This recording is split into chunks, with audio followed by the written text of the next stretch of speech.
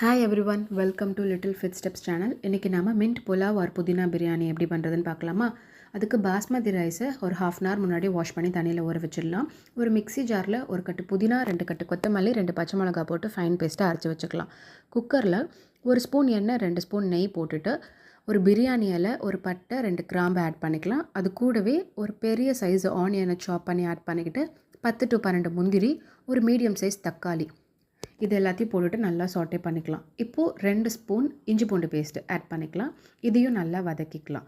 இப்போ இது கூட நம்ம ஆல்ரெடி மிக்ஸி ஜாரில் அரைச்சி வச்சுருந்தோம் இல்லையா, அந்த பேஸ்ட்டையும் ஆட் பண்ணிவிட்டு கூடவே ஒரு கைப்பிடி அளவு பச்சை பட்டாணி, நல்லா ஃப்ரெஷ் பட்டாணி ஆட் பண்ணிக்கலாம். இது கூட நீங்கள் வந்துட்டு பொட்டேட்டோ, கேரட் இதுவுமே ஆட் பண்ணிக்கிட்டிங்கனாலும் டேஸ்ட்டு சூப்பராக இருக்கும்.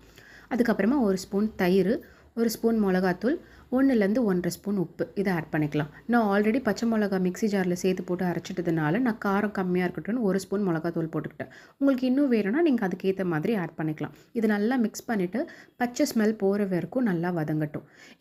இப்போது இந்த கிளாஸில் தான் நான் 2 கிளாஸ் ரைஸ் எடுத்திருக்கேன். ஸோ அதுக்கு 3 கிளாஸ் வாட்டர். ஒரு கிளாஸ் ரைஸ்க்கு 1½ கிளாஸ் வாட்டர், அதுதான் அளவு.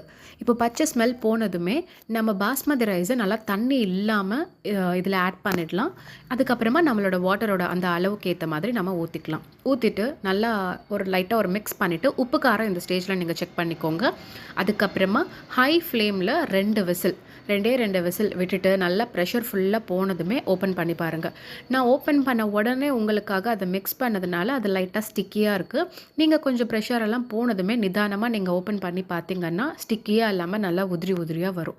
இது ட்ரை பண்ணி பார்த்துட்டு கண்டிப்பாக எப்படி இருக்குன்னு கமெண்ட் பண்ணுங்கள். சுட சுட நீங்கள் சாப்பிட்டீங்கன்னா நிஜமாலே சூப்பராக இருக்கும். மறக்காமல் நம்மளோட சேனலை சப்ஸ்கிரைப் பண்ணிக்கோங்க. தேங்க்ஸ் ஃபார் வாட்சிங். பாய் பாய், டேக் கேர்.